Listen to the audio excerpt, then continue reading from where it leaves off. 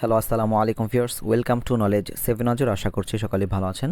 So আমরা আজকের ক্লাসটিতে আলোচনা করব যে একটি শব্দ বাক্যে কত প্রকার পার্টস অফ স্পিচ হিসেবে ব্যবহৃত হতে পারে এবং একটি শব্দ বাক্যে কত রকম বা কত প্রকার অর্থ দিতে পারে।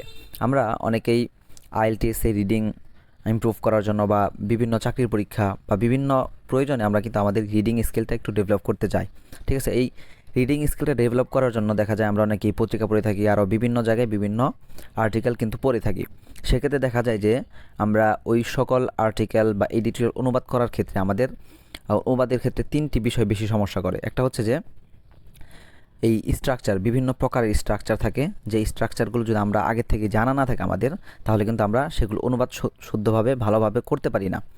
আর যে দ্বিতীয় সমস্যা হয় সেটা হচ্ছে যে ভোকাবুলারি। ঠিক আছে, এই ভোকাবুলারিগুলো যদি আপনি নিজে নিজে অনুবাদ করেন, কোনো চাকরির পরীক্ষা না হয় বা আইএলটিএস এক্সাম না হয়, তাহলে দেখা যায় আপনি ডিকশনারি দেখে কিন্তু বের করতে পারেন। আর যদি পরীক্ষার ক্ষেত্রে হয় তা সেক্ষেত্রে আগে পরে কনটেক্সট অনুযায়ী কিন্তু সেগুলো মিলিয়ে নিতে হয়। আরেকটা যে বড় সমস্যা সেটা হচ্ছে আমাদের পার্টস অফ স্পিচগুলো। ঠিক আছে, একটা দেখা যায় যে একটি শব্দ বাক্যে কনটেক্সট ভেদে, ঠিক আছে, কনটেক্সটের ভিন্নতার কারণে অর্থ ভিন্ন দেয়। আবার পার্টস অফ স্পিচ ভিন্ন হওয়ার কারণে বাক্যে কোন পজিশনে ব্যবহৃত হয়েছে সে সেই যে ভ্যারাইটি থাকে, সেই ভ্যারাইটির কারণেও দেখা যায় আমাদের বাক্যের অর্থ পরিবর্তন হয়ে যায়, ওই শব্দটির অর্থ পরিবর্তন হয়ে যায়। সো এই কারণে আজকে আমি একটি ক্লাস তৈরি করতে যাচ্ছি, যে এই ক্লাসে আমি লাইক শব্দটি কয়টি পার্টস অফ স্পিচে ব্যবহৃত হতে পারে। এখানে আমরা দেখতে পাচ্ছি যে লাইক শব্দটি প্রায় 6টি পার্টস অফ স্পিচ হয়ে বা বাক্যে 6টি পজিশনে ব্যবহৃত হতে পারে। তেমনি বিভিন্ন শব্দ, কোনো শব্দ 2টি পার্টস অফ স্পিচ হিসেবে আসতে পারে, 1টি, 3টি, 4টি, 5টি, ঠিক আছে, 6টি।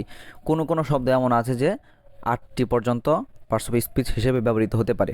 সো যাতে করে ওই একটি শব্দ বিভিন্নভাবে চিন্তা করা একটা কম্প্রিহেনশন তৈরি হয়। মানে আপনি একটি শব্দ দেখলেন, আপনি ওই শব্দটি শুধুমাত্র প্রিপোজিশন হিসেবে জানেন। যেমন লাইক শব্দটি, আমরা লাইক শব্দটি সাধারণত ভার্ব আর প্রিপোজিশন হিসেবে জানি, কিন্তু এই শব্দটি আরও কয়েকটি পার্টস অফ স্পিচ থাকতে পারে, আর কয়েকটি পজিশনে যে ব্যবহৃত হতে পারে, এটা কিন্তু আপনার মাথায় যদি আগে থেকে না থাকে তাহলে কিন্তু আপনি কল্পনাই করতে পারবেন না, চিন্তাই করতে পারবেন না। ঠিক আছে, এই কারণে আজকের ক্লাসটির মাধ্যমে আপনার ওই যে কম্প্রিহেনশন বা ওই যে চিন্তা শক্তি, যে একটি শব্দ বিভিন্ন পজিশনে বিভিন্ন পার্টস অফ স্পিচ হিসেবে ব্যবহৃত হতে পারে এবং সেটা বিভিন্ন অর্থ দিতে পারে, সেই কম্প্রিহেনশন যাতে তৈরি হয় আপনার, এই কারণে আমি আজকের ক্লাসটি তৈরি করতে যাচ্ছি। আর আজকের ক্লাসটি খুবই হেল্পফুল হবে আইএলটিএস শিক্ষার্থীদের জন্য, যারা নেক্সটে পরীক্ষা দিতে যাচ্ছেন, আর চাকরির পরীক্ষা আরও বিভিন্ন একাডেমিক যে স্টুডেন্ট রয়েছে তাদের জন্য কিন্তু খুবই হেল্পফুল হবে। সো যাই হোক, আমরা প্রথম যে সেন্টেন্সটি দেখতে পাচ্ছি যে অ্যাজ ভার্ব। ঠিক আছে, এই লাইক শব্দটি এখানে কি হয়েছে, ভার্ব হিসেবে ব্যবহৃত হয়েছে। দেখতে পাচ্ছেন যে আই লাইক, আমি পছন্দ করি। লাইক মানে এখানে পছন্দ করার অর্থে ব্যবহৃত হচ্ছে। ঠিক আছে, আই লাইক, আমি পছন্দ করি। কি পছন্দ করি? ইউর কার, তোমার গাড়ি আমি পছন্দ করি। এখানে I subject, like verb, your কার একটা নাউন ফ্রেজ, যেটা এখানে এই লাইকের অবজেক্ট হিসেবে ব্যবহৃত হয়েছে। আর দ্বিতীয়তে আমরা দেখতে পাচ্ছি যে অ্যাজ নাউন, এই যে লাইক শব্দটি এখানে নাউন হিসেবে ব্যবহৃত হচ্ছে, যে দিজ আর। ঠিক আছে, এই সমস্ত জিনিস হয় মাই লাইকস, আমার লাইকস। এখানে লাইকস শব্দটি অর্থ দিচ্ছে যে আমার পছন্দনীয় বিষয়, মানে যে বিষয়কে, যে জিনিসগুলোকে পছন্দ করা হয়, সেই পছন্দনীয় জিনিসকে লাইকস বলা হয়। আপনি এই লংম্যান ডিকশনারি বা মেরিয়াম ওয়েবস্টার, ঠিক আছে, আরও বিভিন্ন প্রকারের ডিকশনারি রয়েছে, সেগুলোতে আপনি সার্চ করলে দেখতে পাবেন যে অনেক অর্থে থাকে। ঠিক আছে, আবার একটি শব্দে 20টি, 25টি, 15টি, ঠিক আছে, এরকম অর্থে ব্যবহৃত হয়, 15-20টি অর্থে। সো এখানে দিজ আর এগুলো হয় মাই লাইকস, আমার পছন্দনীয় জিনিস। এখানে আমরা দেখতে পেলাম যে এই লাইক শব্দটি নাউন হিসেবে ব্যবহৃত হয়েছে। দিজ এখানে সাবজেক্ট, তারপরে আর ভার্ব, আর মাই লাইকস এটা হচ্ছে আমাদের বাক্যের কমপ্লিমেন্ট। এই দিজ এটার কমপ্লিমেন্ট, যে এগুলো হয় আমার পছন্দনীয়। আমাদের 3 নম্বরে হচ্ছে যে এই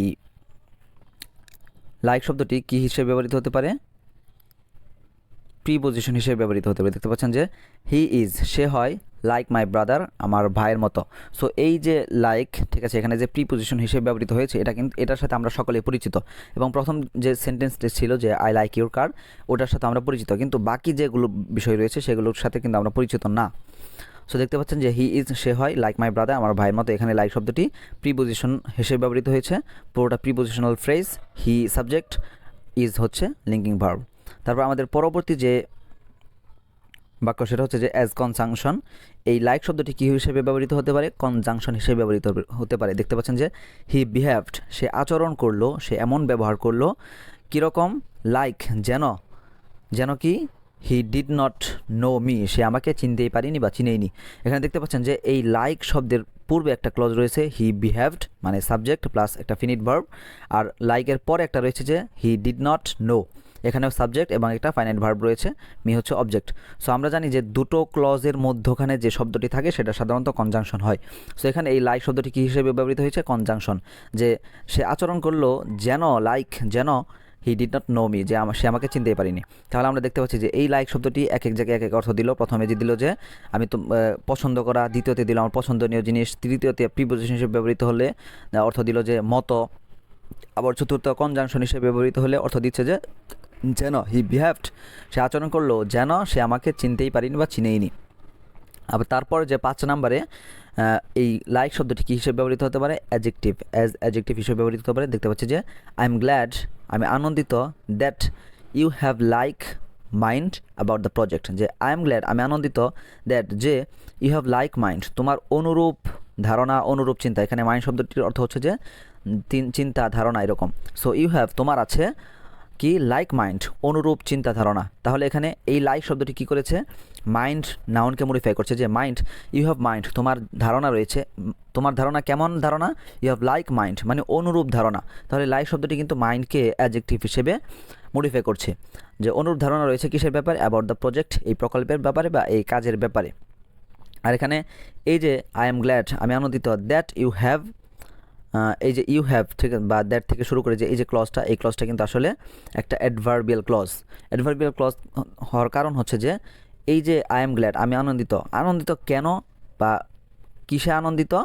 বলছে যে that you have like mind about the project, যে এই কাজের ব্যাপারে তোমার অনুরূপ ধারণা রয়েছে। এই যে দ্যাট ক্লজ, এই দ্যাট ক্লজটি এই গ্ল্যাড অ্যাডজেক্টিভকে মডিফাই করছে, এই কারণ এটা অ্যাডভার্বিয়াল ক্লজ। আমরা জানি যে একটা অ্যাডজেক্টিভকে একটা অ্যাডভার্বিয়াল ক্লজ কিন্তু মডিফাই করতে পারে। আরও বিভিন্ন পার্টস অফ স্পিচ রয়েছে, বিভিন্ন ফ্রেজ রয়েছে যেগুলো কিন্তু অ্যাডজেক্টিভকে মডিফাই করতে পারে। সেগুলোর মধ্যে একটা হতে পারে যে intensifier, prepositional phrase, infinitive, adverbial clause, ঠিক আছে। এই বিষয়গুলো কিন্তু একটা অ্যাডজেক্টিভকে মডিফাই করে। তারপরের যে বাক্য সেটা হচ্ছে যে অ্যাজ অ্যাডভার্ব কী হতে পারে? একটা এই লাইক শব্দটি অ্যাডভার্ব হিসেবে ব্যবহৃত হতে পারে। আর এই বাক্যে যে লাইক শব্দটি অ্যাডভার্ব হিসেবে ব্যবহৃত হচ্ছে, এটা আসলে ফর্মাল সিচুয়েশনে ব্যবহার করা না, ইনফর্মাল সিচুয়েশন বা ইনফর্মাল কনভারসেশনে ব্যবহার করা হয়। এই বিষয়ে আমার পূর্বের একটি ক্লাস বানানো আছে, যে লাইক শব্দটি প্রায় 7 থেকে 8টি সিচুয়েশনে ইংরেজরা ব্যবহার করে থাকে। তার মধ্যে একটা হচ্ছে যে তাদের কথার মধ্যে একটা গ্যাপ তৈরি করার জন্য, তারা পরবর্তীতে কী বলছে, কী বলবে সেটা ভেবে পায় না। সেক্ষেত্রে একটা যে আমরা যে নয়েজ করি, এরকম নয়েজ করি, নয়েজের ক্ষেত্রে তারা লাইক শব্দটি ব্যবহার করে। তারপর কথাকে একটু সফট করার জন্য আরও বিভিন্ন কিন্তু কারণ রয়েছে। সো সেগুলোর মধ্যে হতে একটা হচ্ছে যে আই এম লিভিং, আমি চলে যাচ্ছি, লাইক 20 মিনিটস। এখানে এই লাইক শব্দটি অ্যাডভার্ব হিসেবে ব্যবহৃত হচ্ছে এবং এটা অর্থ দিচ্ছে যে প্রায় 20 মিনিটস, মানে 20 মিনিটে, মানে 20 মিনিটের মধ্যে, মোটামুটি 20 মিনিটের মধ্যে আমি কী করবো? চলে যাবো। আই এম লিভিং, আমি চলে যাচ্ছি বা চলে যাব ইন লাইক 20 মিনিটস, মানে 20 মিনিটের মধ্যে। তাহলে এই লাইক শব্দটি এখানে একটা এরকম একটা টোন তৈরি করছে যে 20 মিনিটের মধ্যেই চলে যাব আমি, ঠিক আছে। তাহলে এই লাইক শব্দটি একটা অ্যাপ্রক্সিমেশন তৈরি করছে এই 20 মিনিটসের জন্য। আশা করছি বুঝতে পেরেছেন। সো এতটুকু বলবো যে আপনি যখন একটা রিডিং বা প্যাসেজ অনুবাদ করবেন, ঠিক আছে, তখন দেখা যায় আমরা অনেক শব্দের অনুবাদ জানি না, অনেক শব্দের অর্থ জানি না, ঠিক আছে। সেক্ষেত্রে যদি আপনি এভাবে চিন্তা করতে থাকেন যে এই শব্দটি কোন পার্টস অফ স্পিচ হিসেবে ব্যবহৃত হতে পারে, বা একটি শব্দের একটি আপনি ফিক্স অর্থ জানেন, ঠিক আছে। ফিক্স অর্থ জানার পরে যদি আপনি ভিন্নভাবে একটু চিন্তা করেন যে অন্য পার্টস অফ স্পিচ হিসেবে এটা ব্যবহৃত হতে পারে, তখন দেখবেন যে আপনার মাথায় অটোমেটিকলি একটু ধারণা চলে আসবে যে এটা হয়তো এই অর্থে ব্যবহৃত হয়েছে, মানে বাক্যের আগে পরে যে কনটেক্সট দেখবেন ওই সকল বিষয়ে। সো আশা করি ক্লাসটি ভালো লেগেছে আপনাদের। যদি ভালো লেগে থাকে অবশ্যই চ্যানেলটি সাবস্ক্রাইব করবেন। সকলে ভালো থাকবেন। ফি আমানিল্লাহ।